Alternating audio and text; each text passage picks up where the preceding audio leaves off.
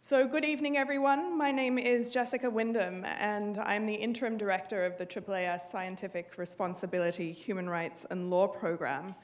I want to extend a particularly warm welcome to all of our attendees here as part of the International Neuroethics Society meeting, which is a co-sponsor of tonight's program.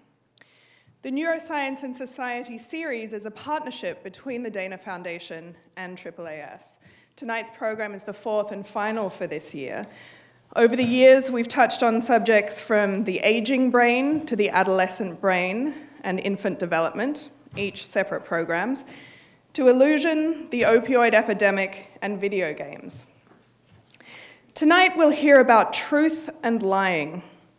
It's a topic at the forefront of my mind tonight, as in less than 48 hours, I'll be taking a very long-haul flight, essentially 24 hours, with a 1-year-old, and all my well-meaning friends and family who've made the journey with small children are telling me, we'll be fine.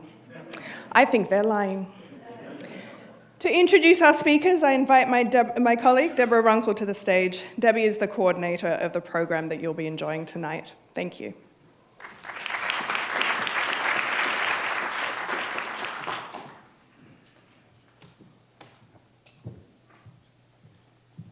Thank you, Jessica. And I would like to add my thanks to the Dana Foundation and my welcome to the attendees from the International Neuroethics Society. Tonight, our speakers will address the development of a sense of truth and lying in children, how our brain might fool us into thinking we know the truth when we don't, and what about the consistent or even pathological liar. I'm going to introduce the speakers only briefly because you have their bios in your program. Please hold your questions until the very end, and when all three of our speakers are finished, they'll come up here and answer your questions. We often have more people want to ask questions than we have time for, so if you have a question, I ask that it be kind of brief, that it not be preceded by a long speech. Our first speaker is Victoria Talwar.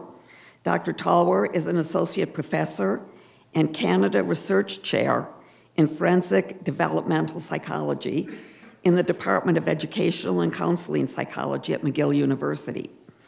Among other honors, she has received an award from the Society for Research on Child Development. Those of us who have had young children know that they are absolutely terrific liars.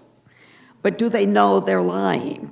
Can they tell the difference between telling the truth and lying? And I expect our speaker will give us a clue to that. Please join me in welcoming Dr. Talwar.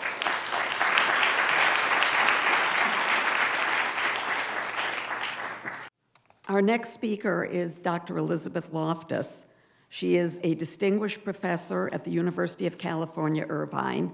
She has received several awards in her career, including the 2016 John Maddox Prize, which is rewarded to individuals who promote sound science and evidence on a matter of public interest and face difficulty or hostility in doing so. We're particularly proud of Dr. Loftus here at AAAS, where she received our prestigious Scientific Freedom and Responsibility Award for her contribution to the criminal justice system. And she is a former member of the AAAS Board of Directors. Join me in welcoming Dr. Loftus.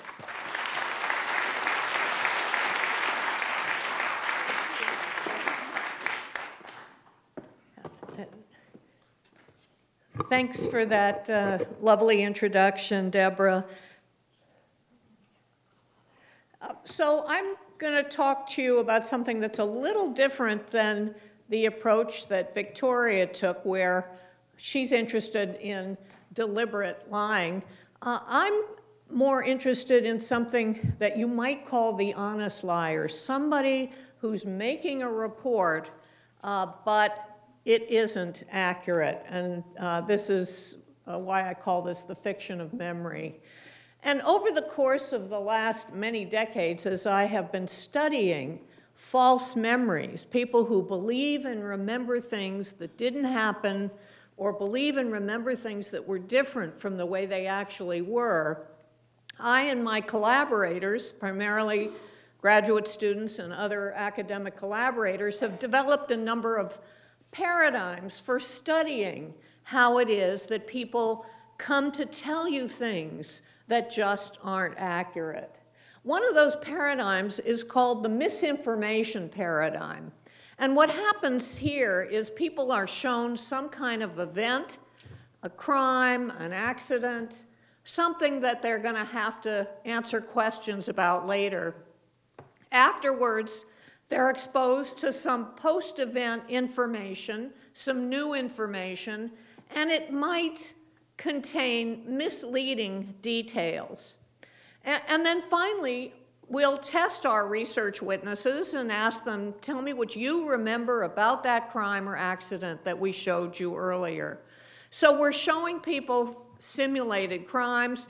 For example, in one of my early studies, we showed people an accident where a car goes through an intersection with a stop sign, and by asking a single leading question that referred to it as a yield sign, we got lots and lots of people to believe and remember they saw a yield sign controlling that intersection, not a stop sign. When we publish these early studies, sometimes we'd get this criticism. I think it's kind of a decent criticism. These laboratory studies, these simulations, maybe they aren't telling you about what happens out there in the real world, where real crime victims or witnesses, real accident witnesses are experiencing something very stressful. And that is, of course, a question that much of psychological research faces. Do our laboratory studies really tell us about the real world? And one way to address that concern is to look at people out there in the real world who are undergoing, for one reason or another, some really stressful experience. And so because of a collaboration that I've had over a few years with a psychiatrist named Charles Morgan, I've had a chance to look at memory distortion in the context of trained soldiers who are going to survival school. We have soldiers who are learning what it's going to be like for them if they're ever captured as prisoners of war. And so when they go through survival school, it's a really stressful experience. Part of it involves a half-hour aggressive, hostile interrogation, physically hostile. I think at one period it used to even involve waterboarding. Now not so much. But it is still very hostile.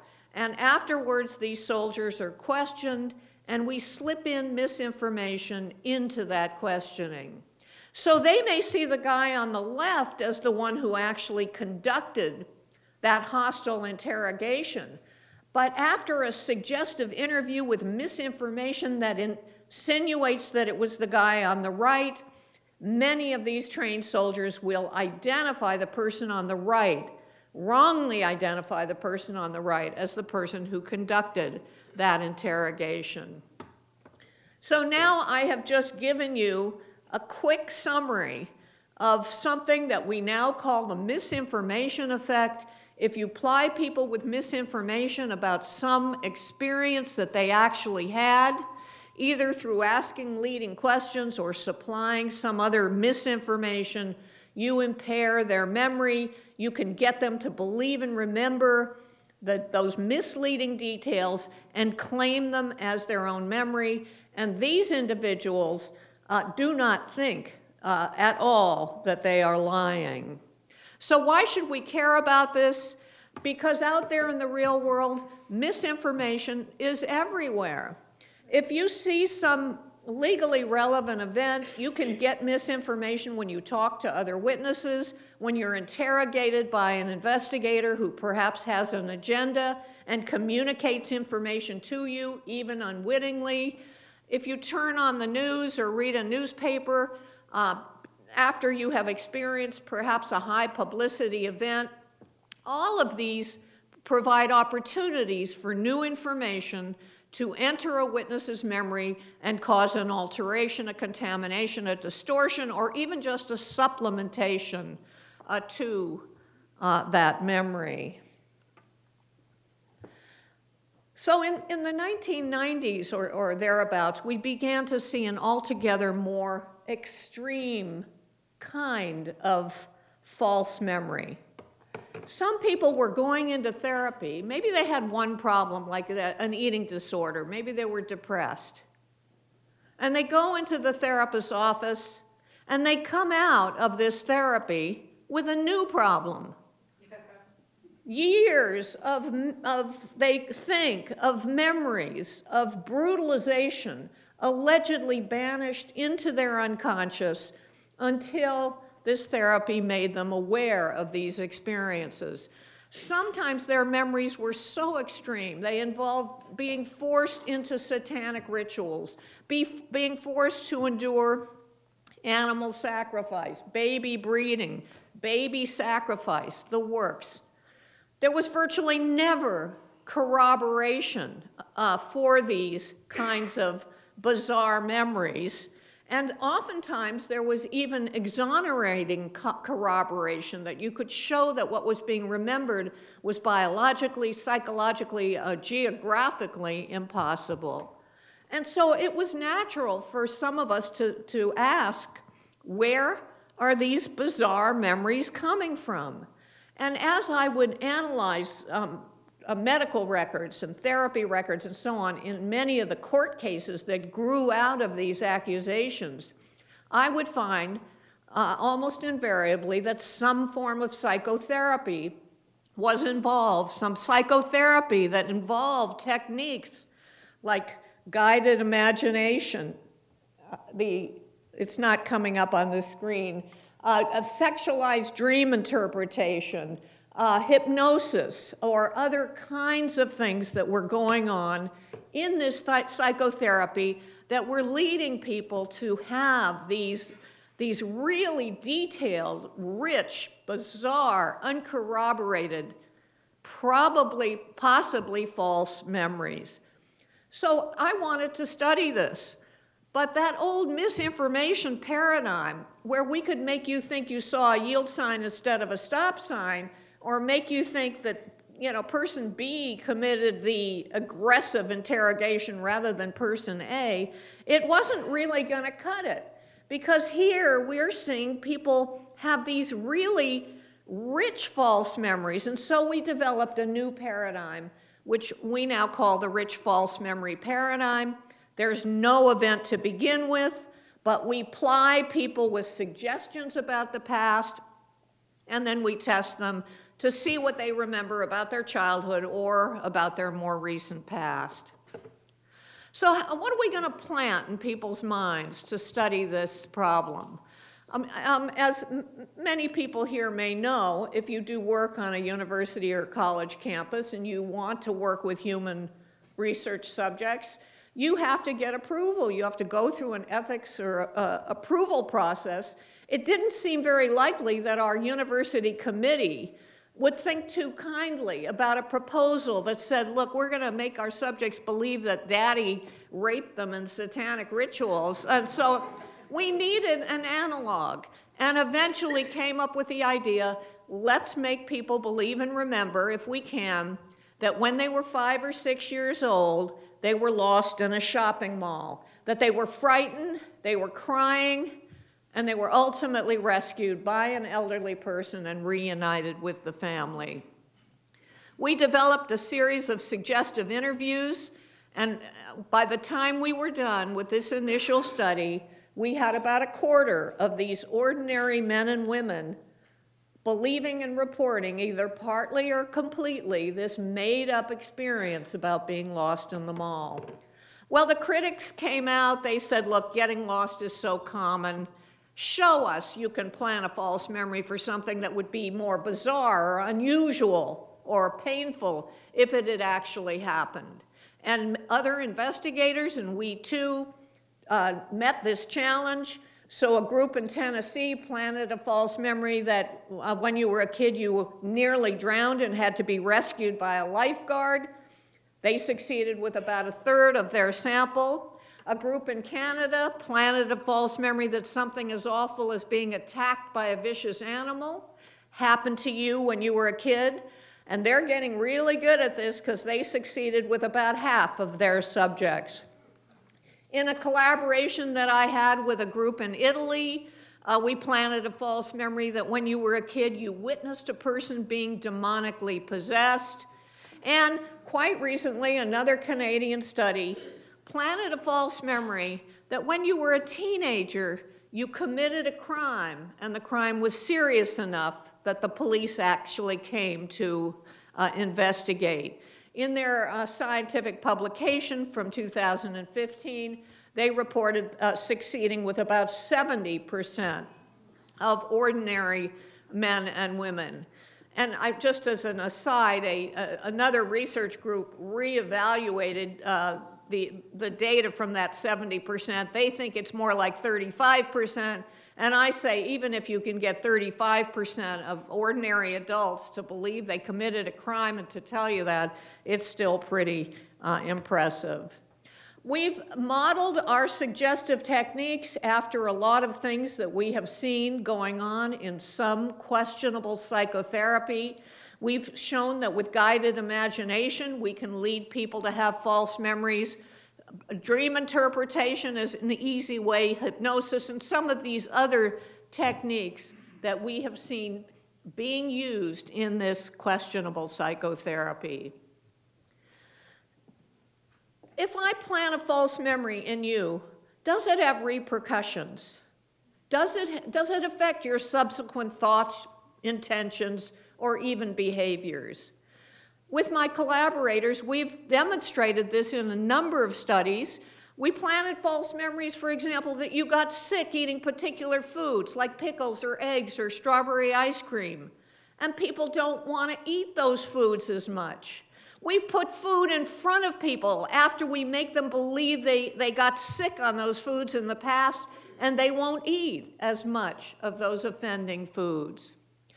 We can even do the opposite. We can plant a warm, fuzzy memory about a healthy food like asparagus, and people want to eat more asparagus.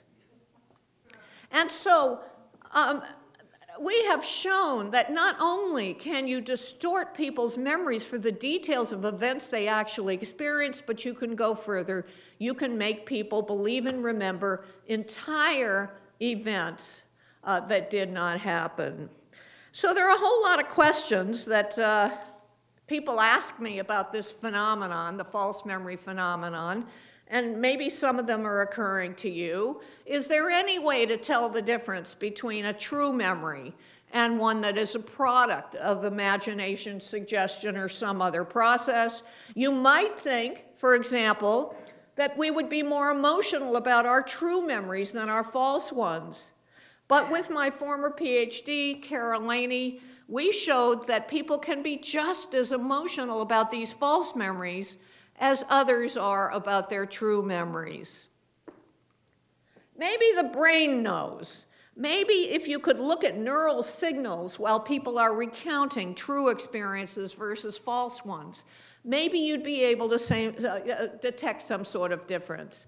But with collaborators who know a whole lot about neuroimaging, we used functional magnetic resonance imaging. We put people in a scanner as they were recounting true memories or false memories, and the overwhelming impression from this work is the similarity of those neural signals for a false memory versus a true one.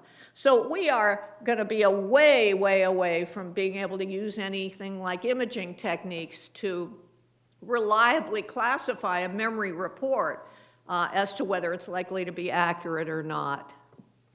Is everyone susceptible to these kinds of contaminations? We found a group of people and we thought if anyone is resistant, they might be. And maybe you've heard of these people. They have highly superior autobiographical memories. They remember just about everything they've done every day of their adult life. They're extraordinary. They've been featured on 60 Minutes. They've been studied by other professors at my university, UC Irvine. And so my lab and the UC Irvine lab of Jim McGaugh and others, we teamed up together to put these highly superior autobiographical memory people through some of these false memory experiments to see what they would do. I loved this study because it really didn't matter how it came out. It was going to be interesting. Either they were going to be, they were going to be resistant, or they were going to be susceptible, or they were going to be resistant on some tasks and not others. And so we had a group of these HSAMs, as they call them, highly superior autobiographical memory people. We found age match controls, put them through a number of false memory paradigms, and the overwhelming result was these HSAMs were just as susceptible to memory contamination as their age match controls. Well, we're here as part of a group interested in neuroethics, and so I thought I would say a couple of things, the ethical questions that arise with the development of this mind technology. Here we are, we can plant false memories, we can control people's behavior, and so it does raise ethical dilemmas for us as a society. When should we use this mind technology, if ever, or should we think about banning its use? And that's certainly not for me as an experimental psychologist who studies memory, but it's something that our society will need to be thinking about. And for some reason, let's see.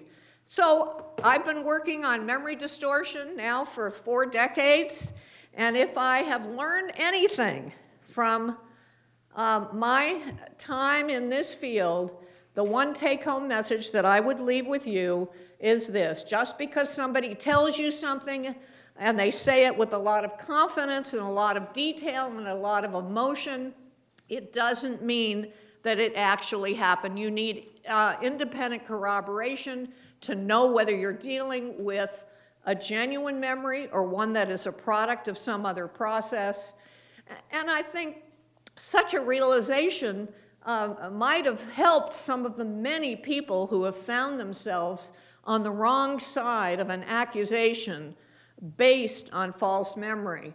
And by the wrong side, I mean they've been defendants in criminal cases or even defendants in civil cases, or they've lost their families or a great deal of their happiness based on somebody's faulty memory. Because these are the people who have really learned the hard way this lesson, that memory, like liberty, is a fragile thing.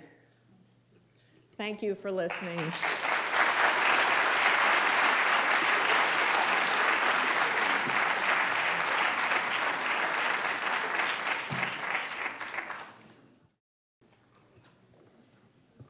So that's a little bit frightening, actually. Before we go any further, oh, I see, I was going to say that we didn't have mics up here, but we do. So our final speaker this evening is Dr. Charles Dike. I won't even attempt to pronounce the name of the African university where Dr. Dike received his medical degree.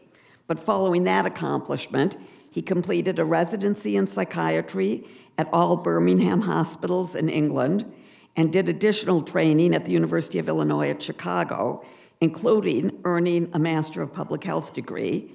And then he did a fellowship on law and psychiatry at Yale University, where he is now the Associate Director of the Law and Psychiatry Fellowship Program and the Medical Director of the Commissioner's Office of the Connecticut Department of Mental Health and Addiction Services. Dr. Dike.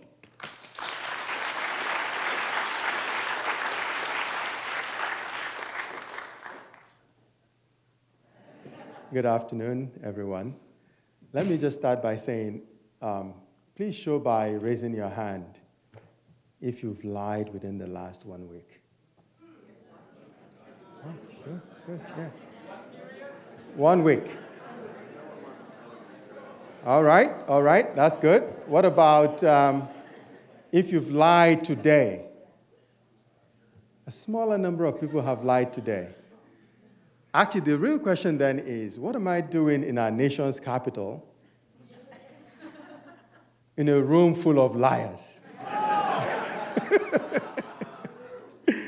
Actually, the fact is everyone lies. And I wish my slides were up and I could show you some of those things. I have to be really, really careful when I say things like this. There are parts of this country where men are men, and they have stand your right laws and so on. If I say this, that might be the last sentence I say before I leave that day. But luckily I'm here, and I can still live here and say that and not be in trouble. So actually, everyone lies. And according to Selling, you know, that is the truth. You can't stop them. And according to, my colleague has already mentioned this, this research that was done in 1996, that college students lie an average of 2 lies a day, and adults in the community an average of 1 lie a day. So if you haven't lied already, you still have time. It's all right, we're still coming. And I guess the question is, among scientists, how many times a day do you lie? I don't know the answer to that. But one time, somebody actually challenged this notion. And then I said to him, how are you doing? They said, fine, even though they were having a rough day. So that's... so we all lie. Unfortunately, or fortunately, we lie for so many different reasons. But today, I want to talk about a special type of lying, a very narrow type of lying. I'm going to start by giving a few examples of individuals who are prominent. And these are reports in the media, so there's nothing confidential here.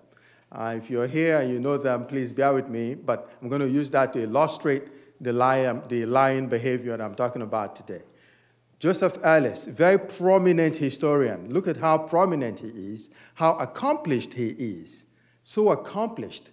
But the funny thing is, the more accomplished he got, the more his lies grew. And that was really counterintuitive. You would say, well, people lie because they want to boost their egos and they want to increase, and people lie on their resumes when they are starting off, but the more they gain prominence, they stop lying, and the resumes now speak for themselves. But for him, the more his fame grew, the more the lying behavior. So much so that he got in trouble when he was exposed by the Boston Globe. He was suspended for 1 year, and then he lost his endowed professorship chair. This has significant consequences. Now, look at the lies. You know, he lied that he scored a winning touchdown in high school football, never played football. The other things that had to do with being in the Vietnam War and, you know, civil rights, look at how dramatic local police was pounding on my door and so on. His lectures at Mount Holyoke were the most revered and the most sought after, and all these dramatic things come in all the time. Professor Ellis was at Yale doing his graduate studies when all these things were going on. He never went to any of them, but he kept saying this over and over until he was exposed. Now, the question is, this is what one of his graduate students said, why should a man so successful as Mr. Ellis, whose books are such rare creatures, best-selling works of history, feel compelled to reinvent his past? Why is that? Some other one said his lying was so genuine, perhaps was a fantasy that he had come to believe himself. So these are 2 notions that will run through some of this talk today. Patrick Couwenberg is a judge in LA, the same thing, appointed a judge in 1997, removed in 2001. This judge was a prominent prosecutor before he became a judge, and here are his lies again. He was in the army, he was a corporal in the army, Purple Heart. He would make these dramatic comments of, I'm not feeling well today because the shrapnel in my thigh is acting up today. That he got from the Vietnam War. He was CIA agent, covert, this and that. Master's degree in psychology, he never went. He said he got it from Caltech, wasn't ever there. Worked for Gibson, Dunn, and Crutcher, a prominent law firm, never did. While all these things were going on, the nearest he was to the military was in the Navy Reserves. Never had any of these things go on. Again, the same question. He was a judge. He's attained all these heights. Why did he have to say these things publicly? Worse for him, though, he actually lied under oath. This is a real problem. I mean, this is where the forensic piece of what happens when you lie under oath, and he's a judge, he should have known better. So a psychiatrist, anyway, so I'm I'll come back to that in a minute. The last person I want to talk about is Jeffrey Archer, prominent novelist. Most people know him. Not a penny more, not a penny less, Cain and Abel, wonderful books and so on, playwright, politician, actor, athlete, and a liar. Another prominent political career, Lords, and very prominent political career. This is how his friends describe him. When you bump into him, it's impossible to know which Jeffrey you're going to meet today. Is it the one who tells the truth, or is it the one who's going to tell you lies? You just don't know. His life was a tapestry of fabrications. It's okay when your friends say that about you, right? What about when your wife says the same? My husband has the gift for lying. That's essentially what his wife says. Now, Jeffrey Archer got into serious trouble again. He actually spent time in prison 2 years for perjury because, again, these things were, he lied about certain things and he got in trouble. So today I'm talking about a type of lying that's slightly different. It's called pathological lying. It's a very narrow type of lying, but it gets people in trouble sometimes. And some of the individuals we're talking about are not individuals who are not prominent, who are, they're not people from a lower socioeconomic status. We're talking about a type of behavior that cuts across all socioeconomic groups. But what are they? Pathological lying has been called, pseudologia fantastica, mendacity, compulsive lying, morbid lying. These are all terms that people use interchangeably with pathological lying. And how have we defined pathological lying? It was first, actually it's very old. The first time people discovered pathological lying was in 1891 by this German physician who had 5 patients that really, really struck him as extremely unusual in the type of lies they were lying. He thought the lies were so out of proportion, they needed to have a different category. He could not see himself a liar, and this individual is a liar as well, because of the kind of magnitude of the lies of the individual. So he coined the term pseudologia fantastica, which is pathological lying. Healy and Healy defined pathological lying, and different people have defined pathological lying over the years, but Healy and Healy says it's falsification entirely disproportionate to any end in view, entirely disproportionate to any end in view. In other words, the outcome versus the lie and the outcome is just disproportionate. And it may be extensive, very complicated, manifesting over a period of years or even a lifetime.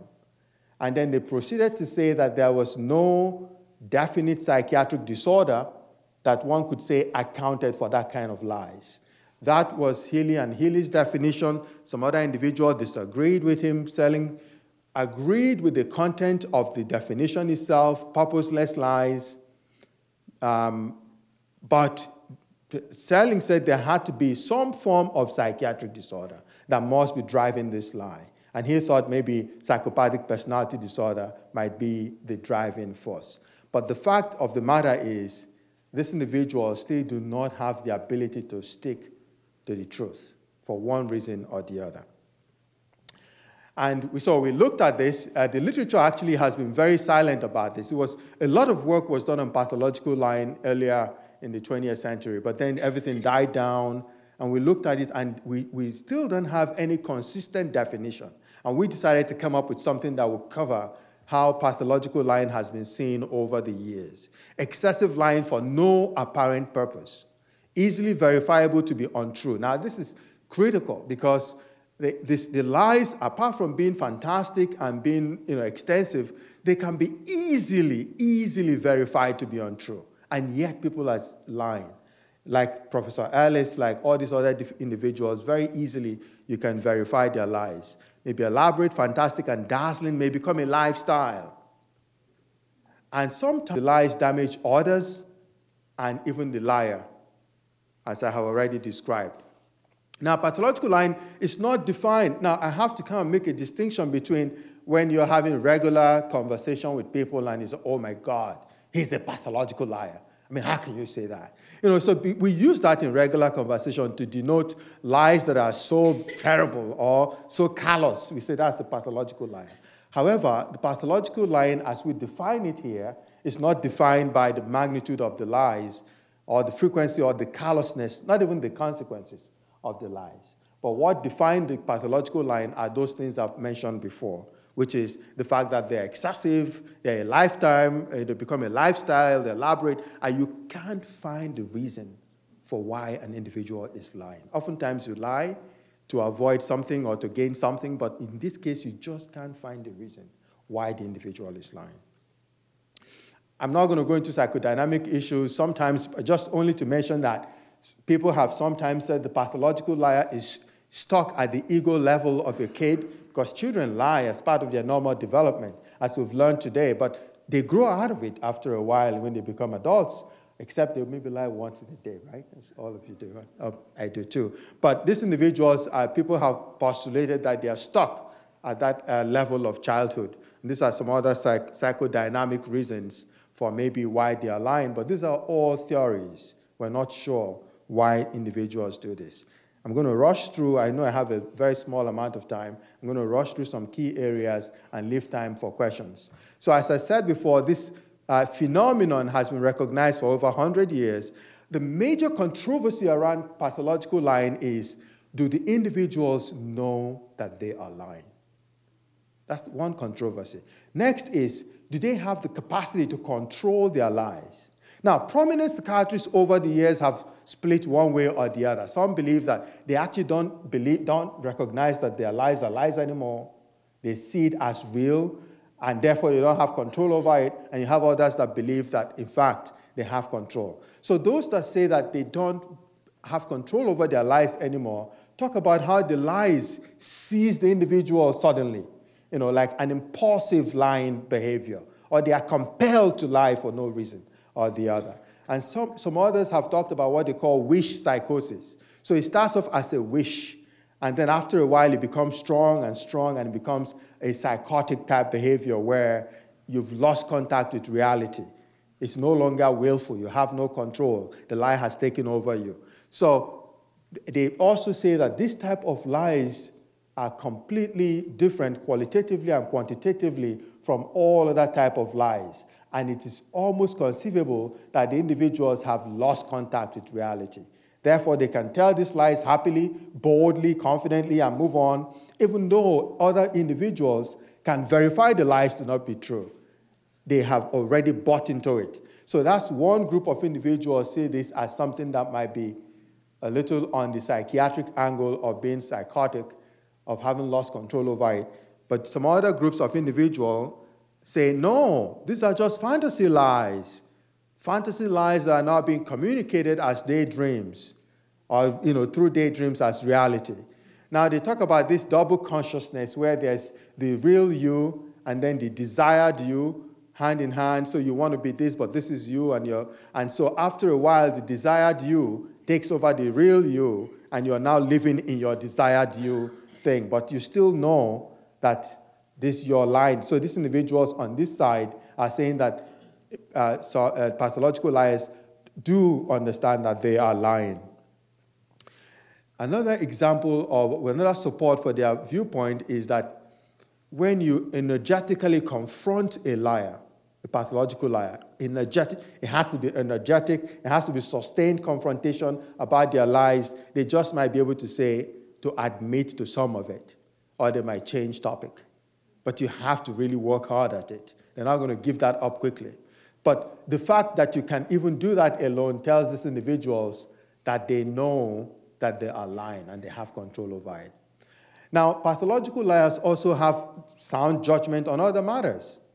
So if you have sound judgment on other matters throughout, but you still have this pathological lying behavior, these individuals say that is an example to suggest to them that you know what you're doing.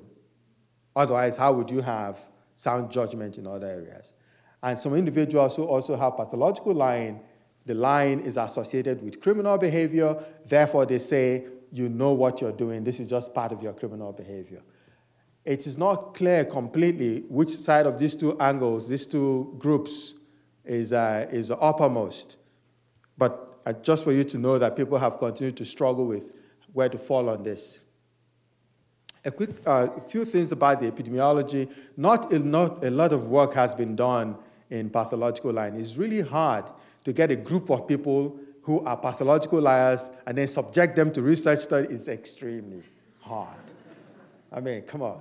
But anyway, to the extent that some people have tried, this is a research that was done on 1,000 juvenile offenders, and they found that the prevalence was about 1%, age of onset usually in the teenage years, but the age at which they get detected is age 22.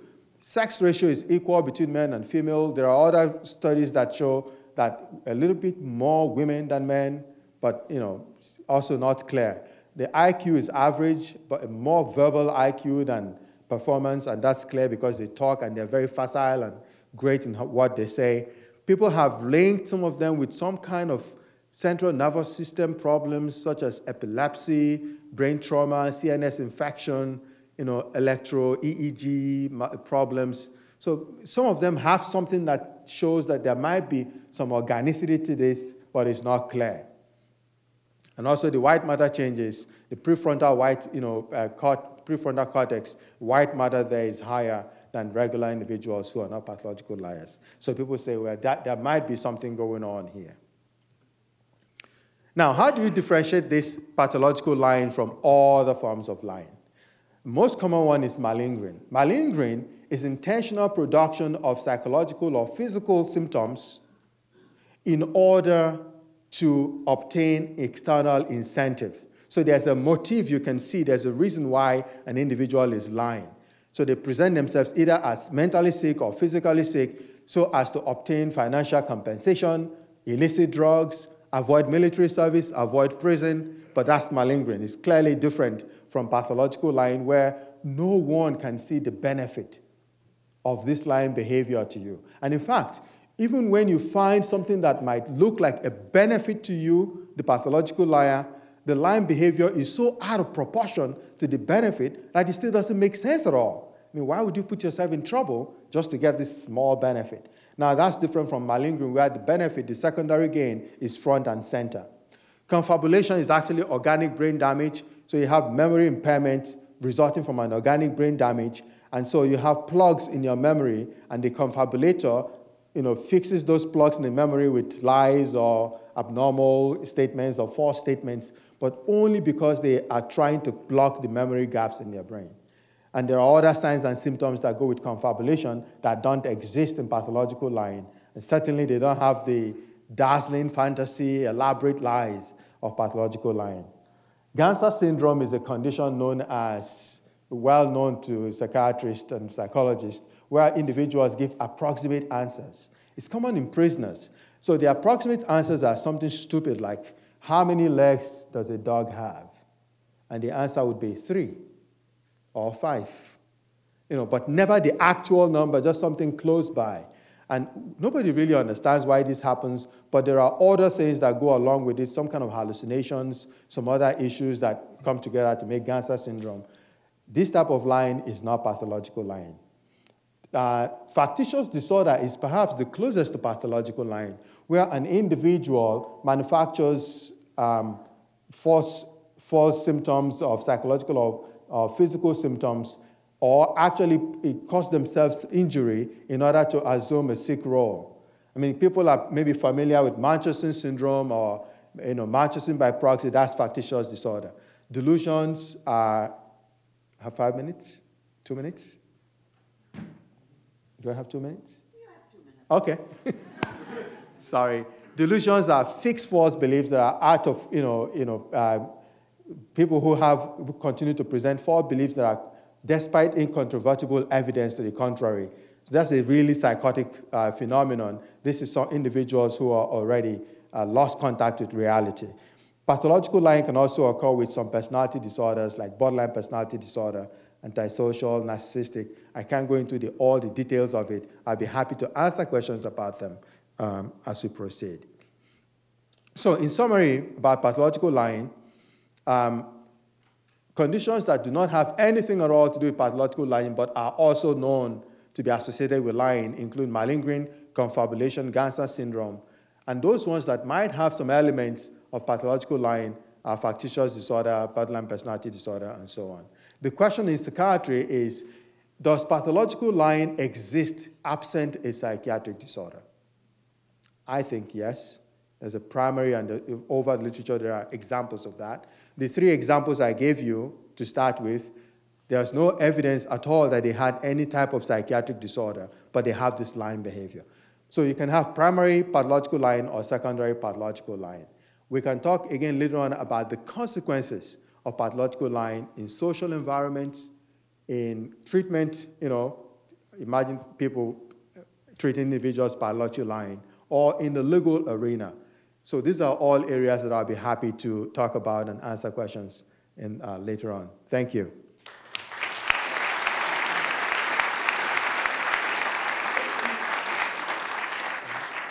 Would you have a seat? Okay. Thank you. Get this off. Can you turn that off? Yes. How do you do it?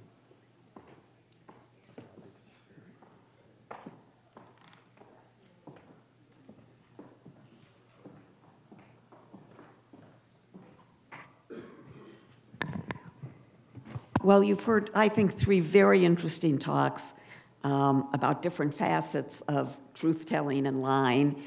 And Dr. Dike was right. In Washington, D.C., this is a very apt subject. Okay, so we will take questions now. Would you come to the mics in the aisles? And why don't you tell us your name, maybe, and where you're from, and keep the questions brief, so that we can get to more people. All right. First of all, my name is Veljko Dubljic, and I'm from NC State University. And these were wonderful talks, all 3 of them. I have a question for the first speaker. I'll just briefly say a couple of sort of reassuring facts for all of us sound judgment liars.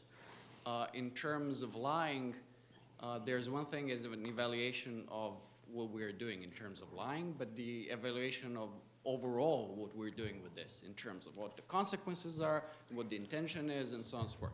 So the question is about tattling. So tattling is telling the truth, which would be evaluated as being positive, right? But how do you dissociate in your research between sort of malicious gossip in which someone tells something with the intention of causing harm versus unintentional slip? So a person tells something which is true, right? It's not a confession, it's harming someone, but it's not intentional. Thank you. That's actually an excellent question, and we're actually doing a study right now looking at that, because that's exactly what we're interested in. Because previous to this, we were looking at intentional tackling, where someone was intentionally knew what they were doing and had said that. So I'll let you know when we find out, but we're kind of examining that now. I'll hold you to it. I'll contact you. Be sure to use your mic. And be sure it's on. Over here? Hi, Rob O'Malley. I work here at AAAS. I study primates and non-human primates in my academic life, and there's a sizable body of evidence, as you know, for deceptive behavior in non-human animals, particularly primates, but not exclusively. I'm wondering if there's any evidence for pro-social deceptive behavior in animals that you know of, or is this really something that we can only examine in the context of creatures with language?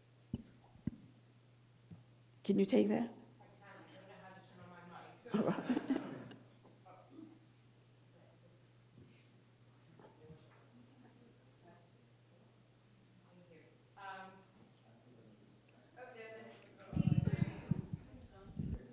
Yeah, that was on. Oh, there we go. We see something. Okay.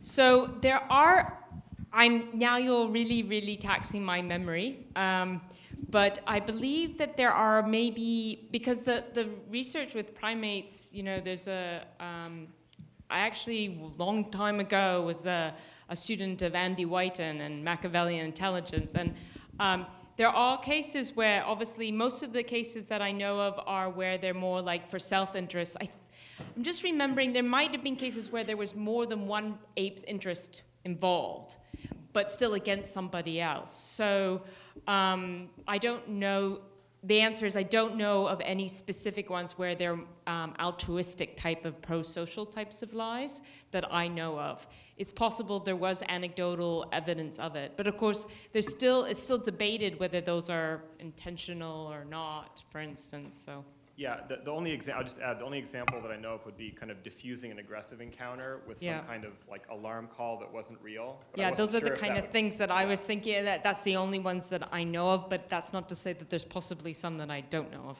Yeah. Thank you. Over here. Judy Ellis, I'm president of the International Neuroethics Society. Thank you for an extremely fascinating panel. I have a question for Elizabeth. I imagine you debrief your participants in whom you've inserted memories.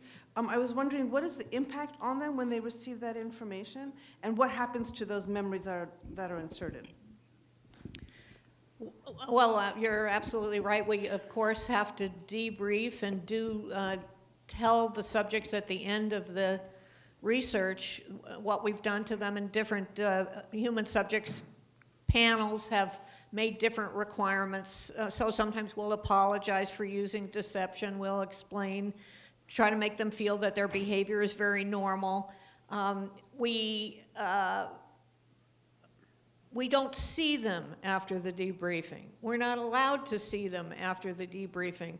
So have we left a bunch of people wandering around our planet still thinking that they got sick on strawberry ice cream? We don't know. This work is controversial, but I and my grad students are very interested in knowing what is left after debriefing. So we are now doing a study in which we build in and get permission after the debriefing. We want to see them again, find out what's left. I have concerns about this because I think it's possible they may feel a little icky about strawberry ice cream or some of the other things that we've told them. And I fear that the enemies will come out in full force to try to ban this type of work. So we've built into our procedure maybe and hope that we'll find, although we don't know whether we will, some positive effects of having gone through this process to counter any potential residual that we might end up observing when we finish our data collection in a few months. Over here. Hello, I'm Roland Nadler. I'm a legal scholar at the University of Ottawa. Question for Dr. Loftus. So it's no surprise to anybody that your research raises very unsettling questions about the role of witness testimony in court. I think those who are steeped in the tradition of the law would like to insist that it's not a disaster if we have false memories running around because we have invented the greatest engine and crucible for detecting falsity in the world, and that's cross-examination. That sounds like an empirical proposition, and what I'm wondering is, what is the state of evidence in terms of cross-examination being effective in dislodging false memories? If cross-examination does not work, is there anything that does? And if anything does work, does it also work on dislodging true memories? First of all, I'm not sure whether you would have more success in cross-examining somebody about a lie. Maybe we can have our lying experts ask about that, but or discuss that, because I'd be interested in their comments. But when it comes to cross-examining people who honestly believe in what they're saying, it is very difficult to do. Also, in a legal case, you are often having to cross-examine somebody who is very sympathetic. You know, maybe they just watched their, husband get shot and killed, and it's a criminal case. And so you are prevented from engaging in a vigorous kind of cross-examination that would offend the jury because you have such a sympathetic person who's testifying. So I haven't seen any evidence that cross-examination is going to reveal the truth. But what I do see, and what I think is fairly promising, is that the National Research Council, the research arm of the National Academy of Sciences, has issued a report after an extensive committee work in which they have tried to make some recommendations for what the legal system can do to minimize to minimize wrong verdicts based on faulty memory. And they are suggesting a greater education of jurors, either through jury instructions that the judge might give at the end of the trial, or through greater use and acceptance of expert testimony that can bring in the science of memory. So I think because it's such a prestigious group that came out with this report, we might see greater use of these tools to mitigate some of these problems. I'm going to try to get to all of you, but no new people come up, because we do have a wonderful reception planned for after this. So we'll go over here, and please try to make your questions brief. My name is Ariel Castillo. I'm at the Institut de Recherche Clinique de Montréal, and this is the briefest I can make this question. What about keeping secrets? Did that make sense, or should I make it a longer one? Okay, so back to childhood studies. You talked about pro-social lying and telling the truth being a value, but keeping secrets or keeping someone's confidence is also a value. Have you done any research onto how children kind of resolve that ethical conflict between telling the truth and keeping a secret for someone else? Yeah, we've done actually quite a few studies on that. I didn't talk about any of those studies, but we often have experimental situations where something happens and then the person that does something says, oh, can you keep it a secret? And then we ask children to see if they'll tell the truth or the secret. And we've actually even had parents do that. We find that children actually often will try and keep the secret. Not all children will, but children often do, or at least attempt initially. But they often, these studies not only are looking at we're not just purely looking at whether they keep secret, we're looking at various techniques of questioning children.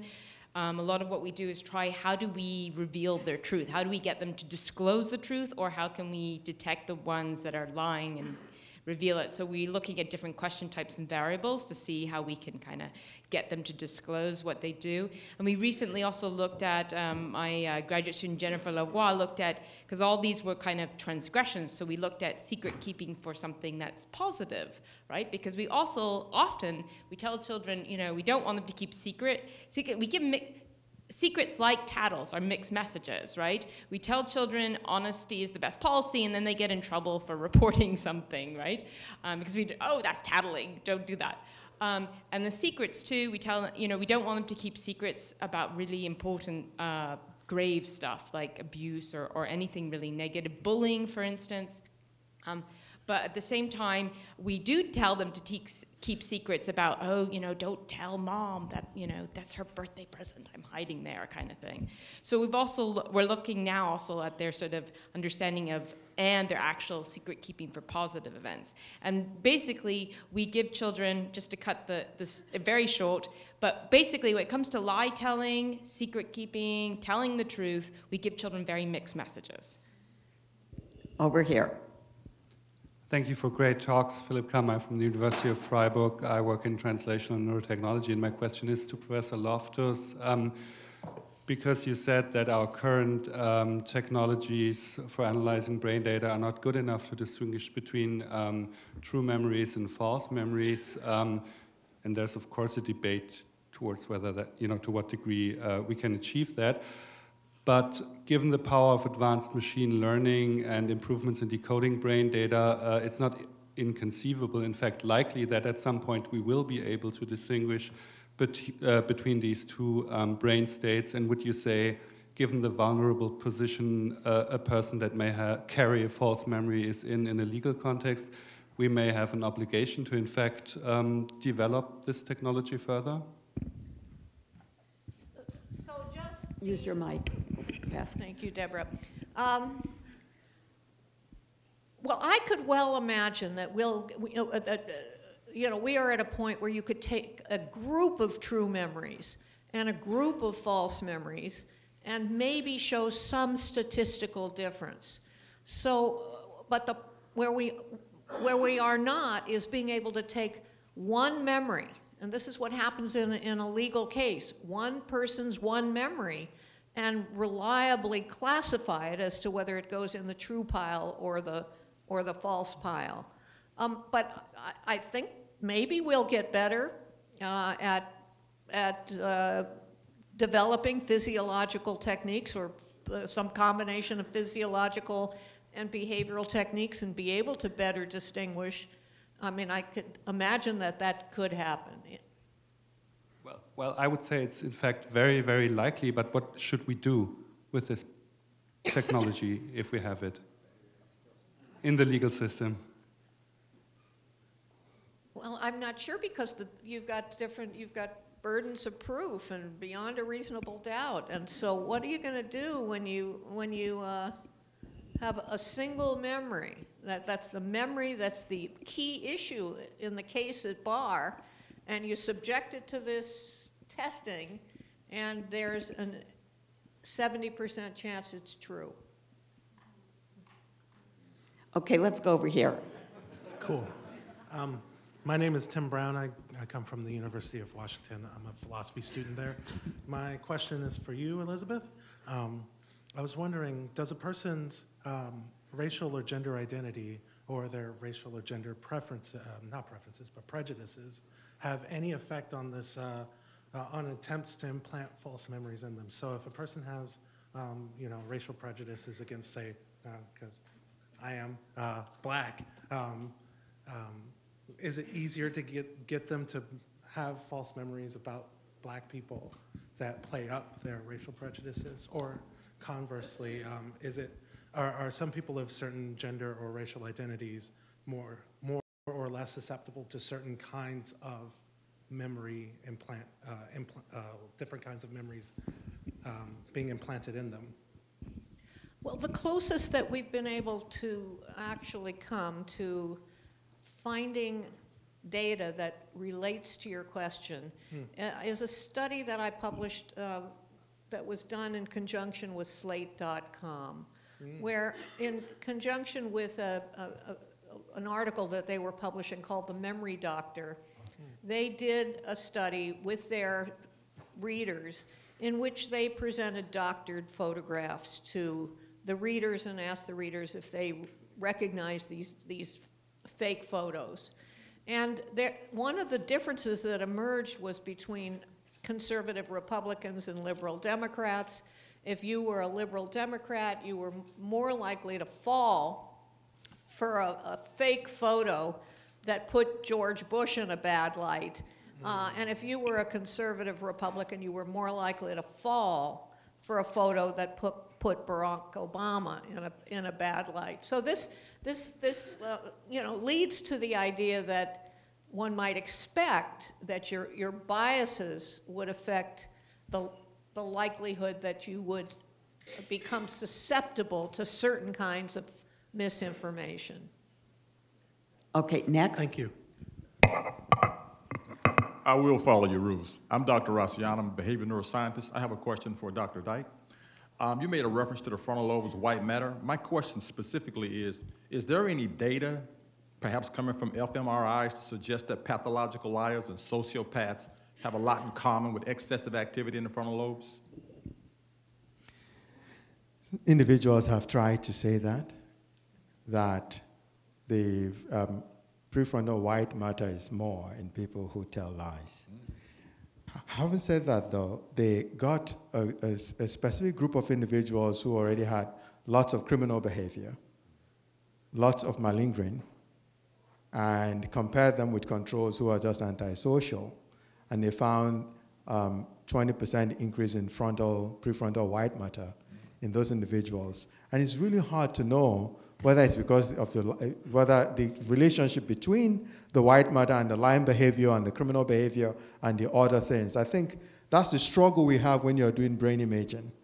So you don't know the individual's original. We all have slightly different configurations of our brain, and you don't know the individual's baseline, and you subject them to a study, and you say, I see a finding here.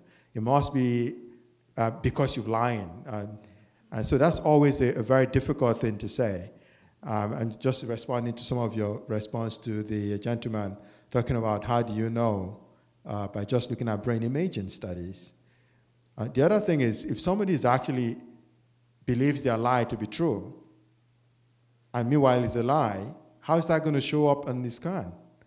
I mean, how can you make any kind of judgment based on that? And those things exist. And so it's all a matter of where it's really hard to make judgments based on brain imaging and behavior. fMRIs, okay? Pardon me? fMRIs. fMRIs, all kinds of imaging studies, and behavior. It's very hard to make those kinds of judgments. Thank you very much.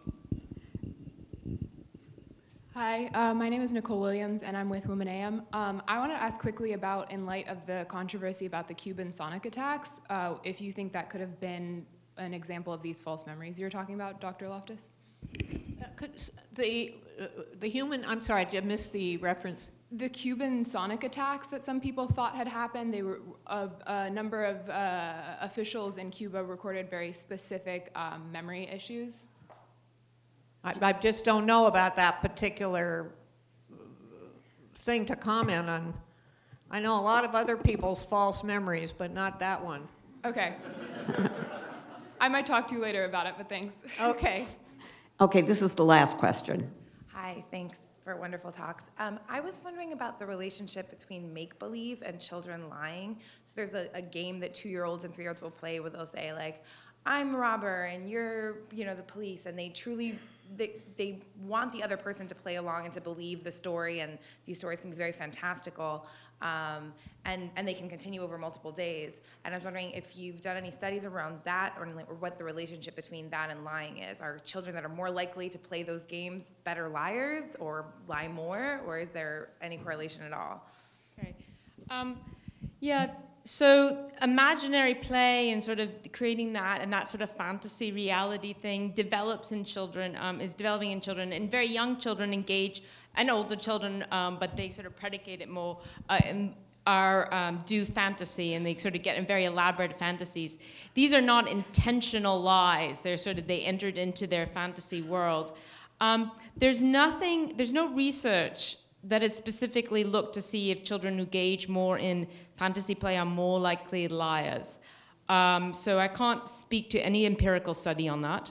I would say that we are currently, this is an interesting age range, because particularly below 3 and up to 4. So we look at sort of once children become verbal, so about 2.5 to 4. We're doing a number of studies now, because this is an interesting age, because this is essentially when lying is emerging in humans. And we're trying to look at, how it's emerging and what's doing that. And one debate within, with myself and some other researchers are the very, very, very first lies children tell, are they really intentional signs of intentional deception, or are they something like wish fulfillment, or, sort of like this sort of fantastical thing that's happening?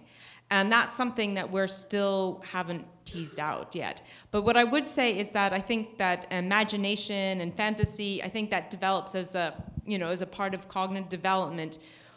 I don't know if it's necessarily correlated with lie telling at the same time. Well, thank you very much.